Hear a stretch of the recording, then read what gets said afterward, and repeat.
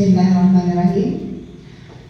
Assalamualaikum warahmatullahi wabarakatuh. Alhamdulillah wa syukurillah, la haula wa la quwata illa billah. Asyhadu an la ilaha illallah wa asyhadu anna Muhammadan abduhu wa rasuluhu la nabiyya ba'da. Yang saya hormati Bapak Ibu guru dan Bapak Markoni selaku narasumber pada kegiatan sosialisasi hasil PKG Guru PJOK pada hari ini. Yang Ibu sayangi, Ananda siswa-siswi perwakilan dari siswa SMA Negeri 16 Tebo yang berkenan hadir pada kesempatan ini.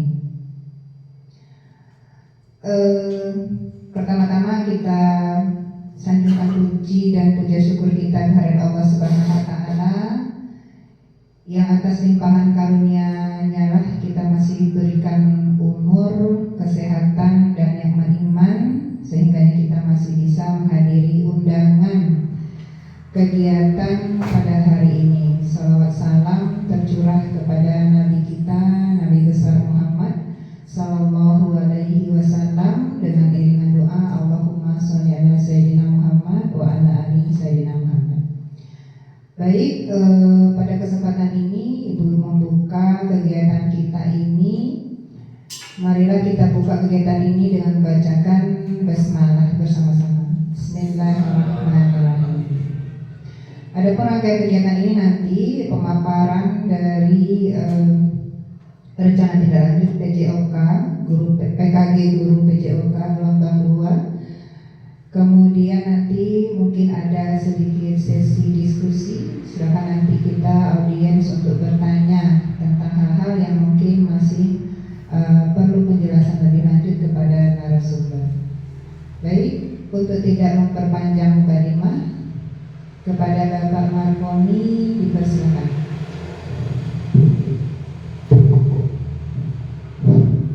Assalamualaikum warahmatullahi wabarakatuh. Terima kasih kepada Ibu Kepala SMA Negeri 16 yang telah berkenan mengikuti PKG PJOK gelombang 2 tahun 2024. Dan terima kasih kepada Bapak Ibu Majelis Guru yang telah berkenan hadir, dan tak lupa pula kepada siswa-siswi SMA Negeri 16 yang berkenan hadir di aula SMA yang tercintai. Bapak, tujuan Bapak ada siswanya supaya kalian nanti paham, ya, karena langsung aja masalah ini PKG, ya, pengembangan kompetisi guru PJOK. Jadi saya mengambil judul ini tradisi yang ditinggalkan permainan kasti.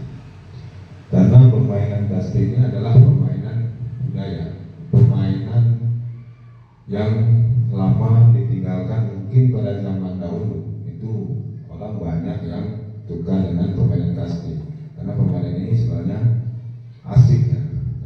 Jadi asik, ini permainan yang sudah lama. Mungkin ada anak-anak yang sekalian belum begitu paham dengan aturan, nanti kita jelasin. Habis itu tujuan menumbuhkan rasa menghormati terhadap keanekaragaman budaya, ya, dari permainan kasti ini. Karena Indonesia bermacam-macam budaya, banyak, ya, bermacam-macam agama. Jadi dengan permainan kasti ini kita bisa saling menghormati. Tidak ada rasnya lagi di sini. Jadi kita semuanya mungkin dalam satu tim itu nanti bisa ada suku Jawa, ada yang dari suku Padang, ada yang dari suku lainnya. Yang dibutuhkan di sini adalah saling menghormati keanekaragaman budaya. Yang kedua, melestarikan permainan tradisional. Jadi Kasbi itu adalah permainan tradisional. Sebenarnya permainan tradisional itu banyak lagi.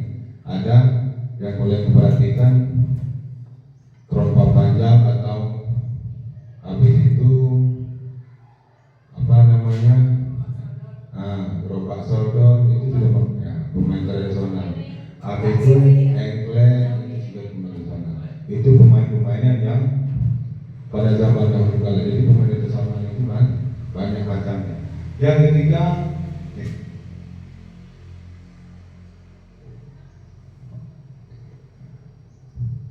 membuat kegiatan aktivitas fisik untuk meningkatkan kebugaran. Ya.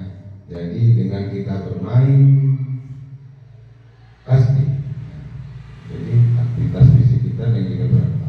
Karena kasbi itu adalah aktivitas fisik. Dari aktivitas fisik itu maka terbentuklah kebugaran. Habis itu yang keempat, terbiasa bekerjasama dengan rekan sejawat, ya, atau kelompok untuk memecahkan masalah kerja. Jadi karena dalam permainan kasih itu ada 2 regu, ya. Jadi di sana nanti ada tim penjaganya dan ada tim yang bermain. Jadi maka dalam kelompok itu dia harus mau bekerja sama supaya bisa untuk menghasilkan poin.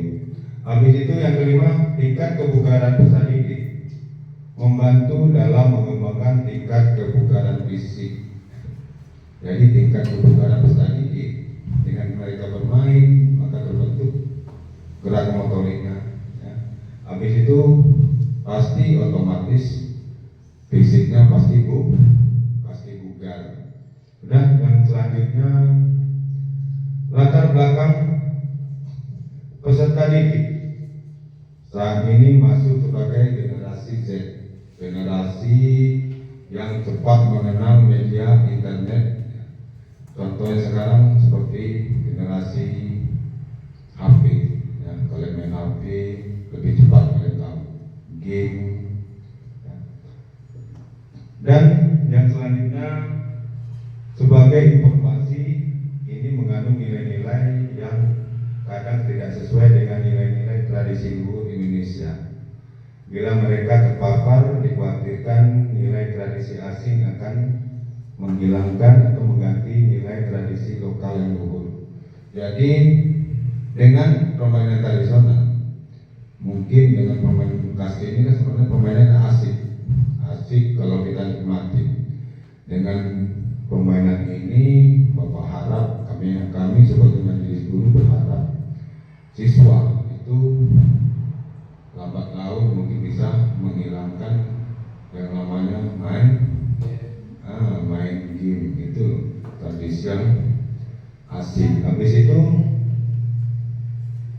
yang selanjutnya, bermain tidak lagi menjadi aktivitas fisik yang menjadi tumbuh kembangkan. Permainan yang sekarang dimainkan dengan adalah game online. Jadi dengan olahraga yang sekarang, makanya PKG BOK itu digalakkan sekarang, karena rata-rata seluruh anak-anak Indonesia itu sudah banyak main gamenya daripada mereka berolahraga. Ya, Bapak Ibu, jadi diperhatikan anak-anak kita sudah duduk di rumah main HP, main game. Padahal masih banyak lagi permainan yang bisa membuat mereka fisiknya bugar. Contohnya ya ini permainan kasti. Habis itu PJOK yang sekarang merupakan bagian internal dari pendidikan secara keseluruhan yang memiliki peran dalam membina pertumbuhan fisik, pengembangan psikis, serta keterampilan motorik, pengetahuan, dan penghayatan nilai-nilai pembentukan pola hidup yang sehat. Jadi Dengan kalian mau berolahraga, kita mau berolahraga, maka pola hidup kita akan sehat. Jangan dengan HP ikuti pola hidup itu dia katakan apa?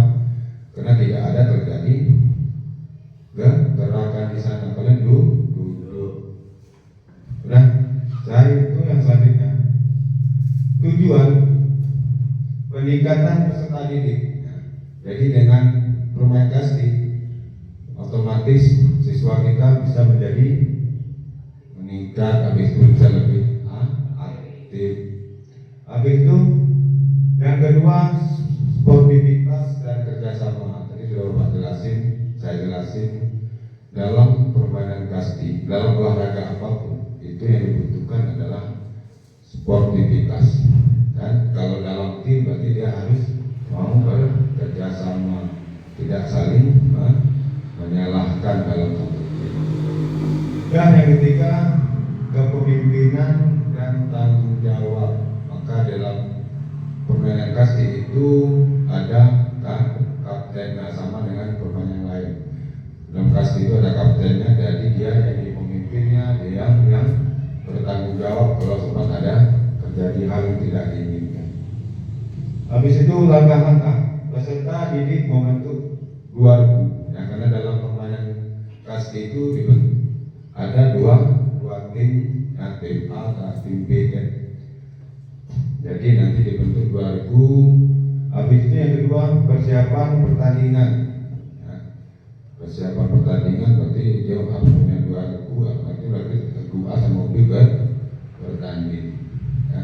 Habis itu yang ketiga puncak pertandingan. Puncak pertandingan gimana? Nah, di final. Berarti kita harus melalui kompetisi dulu. Kompetisi nanti yang menang baru di final. Habis itu sistem kompetisi, ya itu tadi bilang kan. Jadi kompetisinya bisa ada sistem setengah kompetisi ataupun sistem gugur. Bukan bola kaki aja yang ada sistem tengah kompetisi ataupun sistem gugurnya. Habis itu yang selanjutnya hasil pertandingan. Maka di sini di dalam permainan kasti itu pasti dipimpin oleh seorang wasit.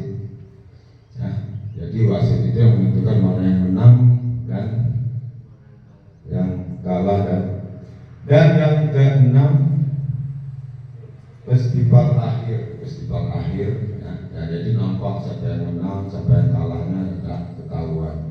Habis itu refleksi dan evaluasi dari hasil pertandingan. Itu kita harus bisa merefleksi atau mengevaluasi hasil pertandingan tersebut. Ya, nanti gak juara, kemarin gak bisa juara, padahal cuma seperti ini mainnya. Nah, berarti mereka yang dibutuhkan mereka adalah kekompakan. Nah, ini struktur program dalam komunitas belajar satu kurikuler. Karena saya mengambil kurikuler, berarti mereka harus di saat jam pelajaran, ya. Bukan bisa aja dibikin dalam non kurikuler. Mungkin mereka ekstrakurikuler main sore-sore kayak itu bisa. Habis itu yang selanjutnya peserta didik fase F berarti kelas 11. Dan pelaksanaan 4 minggu dan minggu 8 kali pertemuan. Berarti satu minggunya 1 kali pertemuan. Habis itu 4 penanggung jawab komunitas SMA Negeri 16, karena kita berada di SMA Negeri 16, berarti penanggung jawab kegiatan kita adalah SMA Negeri 16. Mungkin yang anak-anak bingung apa yang penanggung jawab. Ini Bapak akan nanti ini Bu, kita bikin program pada saat kita nanti kelas meeting. Saya mau kita mengadakan lomba permainan bola kasti. Ya, karena selama ini asiknya main futsal ini anak merasa jenuh dan bosan. Dengan bermain kasti mungkin mereka tumbuh lagi semangatnya untuk bermain. Habis itu yang kelima yang terlibat di sini guru P2K guru seni dan guru musik, ya, karena antara tiga guru itu mereka sama kayak seni loh. Dalam olahraga masih ada senamnya, berarti kalau di seni ada tarinya. Habis itu di politik kita mau bikin suatu program itu pasti membutuhkan laptop, ya. Jadi itu. Dan penanggung jawab, ini penanggung jawab kepala sekolah dan ketuanya Pak M. Susanto kemarin ngomong sama dia. Jadi ya nggak apa-apa Pak, koordinasi kegiatan Marconi saya sendiri. Dan selanjutnya kapasitas sekolah, kepala sekolah itu S2, habis itu ada guru penggerak, ada dan yang lain-lainnya. Yang kedua, peserta didik berjumlah siswa kita mungkin sekitar jumlahnya 78 orang dan PASEF-nya berjumlah lebih kurang 20 orang. Nah, PASEF itu berarti anak kelas 11. Habis itu halaman sekolah, kita punya halaman yang sudah kita cor. Habis itu yang keempat, alat-alat yang dimiliki, ya, sound system dan lapangan. Kita punya sound system, habis itu punya lapangan. Yang kelima, memiliki jaringan internet, ya, itu wifi. Yang keenam, mendapat dana bos. Habis itu yang ketujuh, lingkungan pedesaan. Nah, sekolah kita masih di desa, bukan di kota. Dan rencana evaluasi tujuan pembelajaran adalah wawancara dengan guru, habis itu mengumpulkan umpan balik peserta didik, ya. Jadi itu yang terakhir, refleksi dan wawancara. Nanti Bapak kasih waktu kalian atau Bapak Ibu semuanya waktu untuk bertanya. Sekarang mungkin masih gampang saja. Dan tantangan, ya, tantangan dan solusi. Tantangannya, pengelola waktu yang padat dan terbatas, karena saya bikinnya tadi kurikuler, karena jam olahraga itu waktunya 3 jam dibagi, mana pemanasannya, habis itu mana gerakan intinya, habis itu mana bowling dan atau gerakan pendinginannya, ya. Dan yang selanjutnya, apalagi belum lagi masalah musim sekarang, kan musim hujan, kita nggak mungkin bisa praktek di lapangan. Habis itu solusinya memaksimalkan waktu yang tersedia dengan disiplin terhadap timeline yang telah ditetapkan. Berarti sudah disiplin dengan jadwal yang telah kita buat, yang telah ditetapkan oleh Ibu Waka Kurikulum.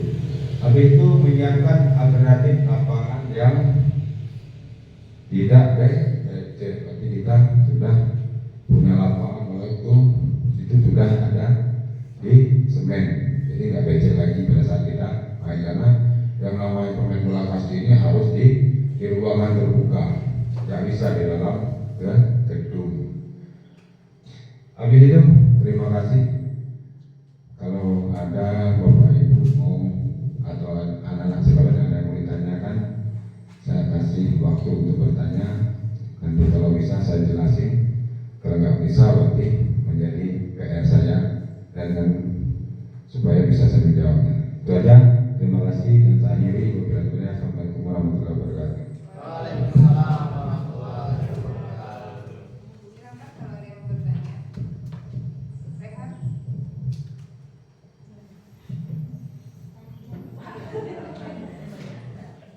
Terima kasih atas waktunya. Saya akan bertanya gini Pak Mar, kalau permainan kasih itu kan waktu kecil kita masih bisa main gitu, habis itu ditinggalin gitu aja, dan nggak pernah lihat lagi orang main kasti. Seingat saya dulu tuh pernah ada game-nya nggak sih Pak? Berapa gitu batasannya, terus pemainnya dibatasin enggak, kemudian ya Bu? Aturannya, gamenya, kemudian apa lagi? Pemainnya berapa, waktu gitu Pak. Ada nggak Pak kalau pasti kayak bola voli kan ada gitu. Terima kasih itu aja. Assalamualaikum warahmatullahi wabarakatuh. Terima kasih kepada Bu Istiqomah yang telah mau, ya ini berarti sama dengan berbalik ya Bu ya. Jadi tadi Bu Istiqomah misalnya masalah berapa, ada tidak nggak? Ya. Karena dalam permainan tadi Bapak jelasin dalam permainan kasti itu ada 2 regu. Berarti 1 regunya jumlahnya 12 orang dengan nomor punggung 1 sampai 12. Ya. Jadi 1 sampai 12 dan dengan pemain cadangnya 6 orang. Ya. Dan waktunya itu bisa aja kalau tingkat SD itu 2 kali 10. Kalau di tingkat SMP SMA mungkin bisa 2 kali 20 dengan tergantung dengan pesertanya. Ya, kalau dewasa ya, dan maksimalnya waktunya itu 2 kali 30 menit. Dan masalah pertandingan tadi saya singgung ada masalah wasit. Dia ada 1 orang wasit dan dibantu oleh 3 orang asisten wasit. Yang satu maka misalkan ada 2 tim, ya. Yang satu untuk menilai tim A, yang satu untuk menilai tim B, mengumpulkan poinnya, dan yang satu untuk mencatat waktunya. Jadi itu Bu. Jadi dan masalah peraturan, ya, masalah peraturan pertandingan. Karena kita selama ini mungkin paham orang main kasih itu lempar mati, ya kan? Jadi apabila seorang pemain atau pemain itu ada garis bebasnya, tempat bebasnya, ya, seorang pemukul nanti memukul bola, tapi pemukulnya tidak ditaruh lagi di tempat pemukul tadi, maka dinyatakan tidak mendapat nilai, sebenarnya kalau dia mukul itu taruh lagi pemukul di tempat yang telah ditentukan oleh wasit, maka dia dapat nilai 100, tapi dia harus sampai ke tempat tinggal dulu. Tuh, habis itu dia bisa mendapat nilai 2 apabila pemukul itu berlari lagi, habis mukul taruh pemukulnya tempat yang telah ditentukan, habis itu lari kembali lagi ke tempat bebas tadi, berarti itu harus berputar, sama dengan permainan terbal ya, berputar baru dapat nilai 2. Dan gimana cara memperoleh nilai pemain yang menjaga atau bertahan? Yang menjaga itu dapat nilai 1 apabila dia bisa langsung nangkap bola. Ya, itu loh, kalau tangan gua berarti nilai 1. Kalau dia, mungkin kita pernah masih kecil juga. Jadi kita nangkap bola tangan 1 itu 20 dapat nilai sekian. Nah, jadi kalau nangkapnya pakai tangan 1 nilainya di 3. Berarti kalau nangkap pakai tangan 2 nilainya 1. Kenapa? Kok biar tangan 1 dapatnya nilai 3? Karena susah nangkap pakai tangan 1. Nah, jadi itu Bu. Jadi apakah tidak ada nilainya? Ada lagi yang mau ditanyakan, Bapak Ibu?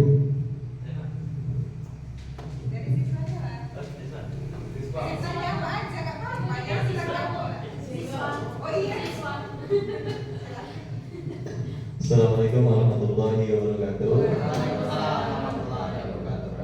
Pertanyaan saya untuk Pak Umar ya. Selama mempraktikkan permainan kasti ini, tadi ada beberapa tantangan. Nah, tapi yang ditampilkan tadi tantangan terkait teknis permainannya.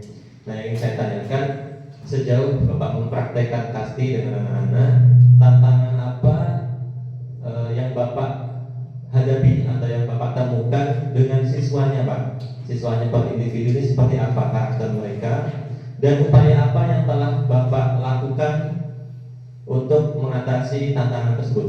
Terima kasih. Assalamualaikum warahmatullahi wabarakatuh. Terima kasih Pak Tony. Jadi tantangan ya, karena yang namanya kita ngajar itu pasti punya tantangan. Kadang-kadang tantangan pada saat pertandingan itu ada lagi siswa yang belum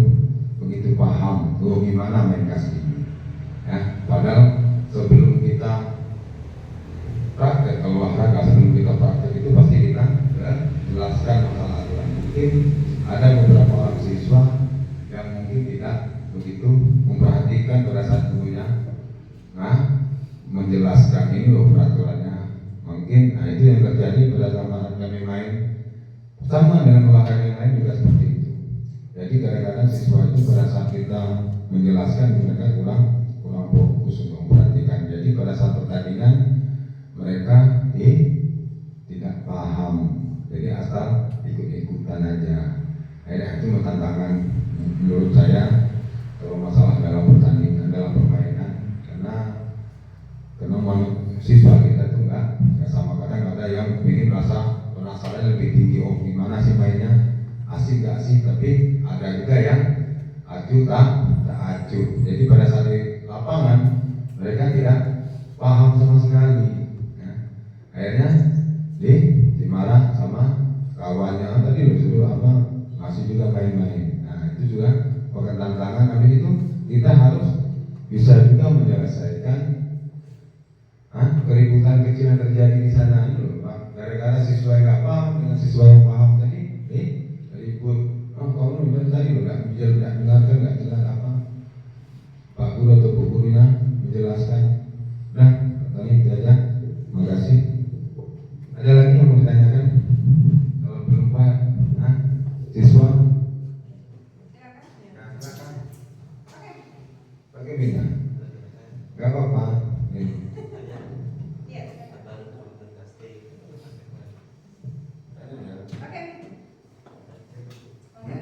Gak ada. Ya sudah. Nanti ada lagi yang mau saya jelaskan. Ini dalam permainan kasti ini kan ada dua regu, ya, yang jaganya ada, yang mainnya ada. Cara gantinya gimana?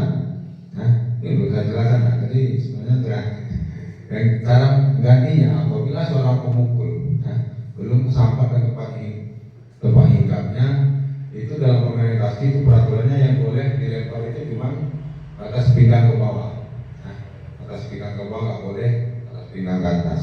Apabila yang melempar pada pinggang ke atas itu kena satu kali lempar, berarti kita wasit berarti kartu kuning. Dua kali masih juga diulangi, lempar tak kena kepala kayak apa jenisnya, maka pemain itu dinyatakan kena kartu merah.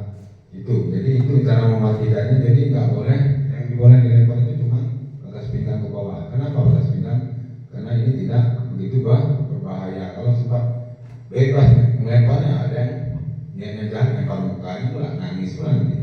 Ya, jadi anak-anak diperhatikan. Itu kan ada siswanya. Nanti bapak maunya kegiatan permainan kasti ini besok kita pada saat kelas meeting kita buat lomba pertandingan permainan kasti, karena secara tidak langsung kita sudah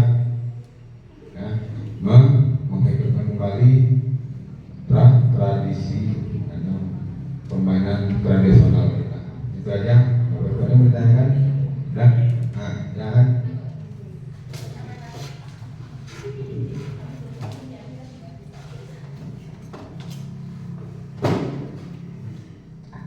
Baik, sebelumnya Assalamualaikum warahmatullahi wabarakatuh.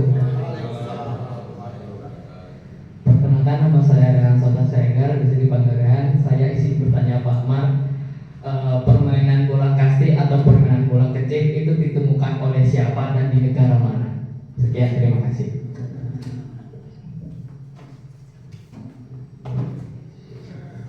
Udah, perhatikan, karena ini permainan tradisional. Berarti kalau yang namanya pemain tradisional itu berarti karena ini dari Indonesia, berarti bangsa Indonesia yang menemukan, ya. Karena ini sudah tadi ada judulnya pemain tradisi yang kita tinggalkan, yaitu permainan kasti. Berarti itu semuanya tanpa mereka mengetahui, mereka melakukan kegiatan itu, sebenarnya mereka belum tahu apa namanya. Ya. Mungkin orang-orang yang lebih pintar daripada mereka, oh ini namanya dibikin, ya, oh kita buat aja namanya kasti, makanya sekarang bisa menjadi namanya permainan kasti. Karena nenek moyang kita dulu tuh nggak ada yang tahu itu apa namanya permainan. Penting mereka main, penting mereka bergerak, penting mereka keluar keringat, katanya. Penting penting olahraga. Ya, itu ya. Makasih. Rehan, ada lagi mau ditanyakan?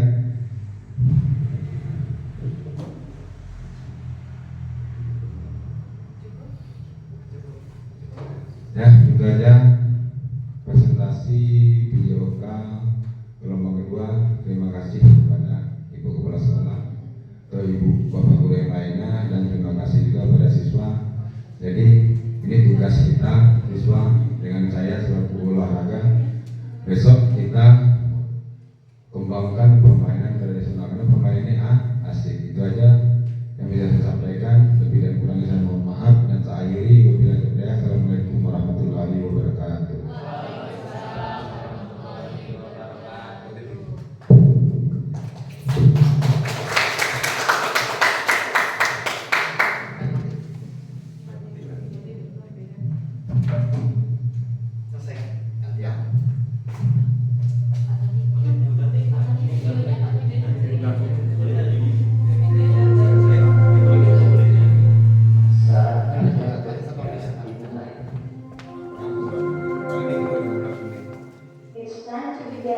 Ibu satu, Pak.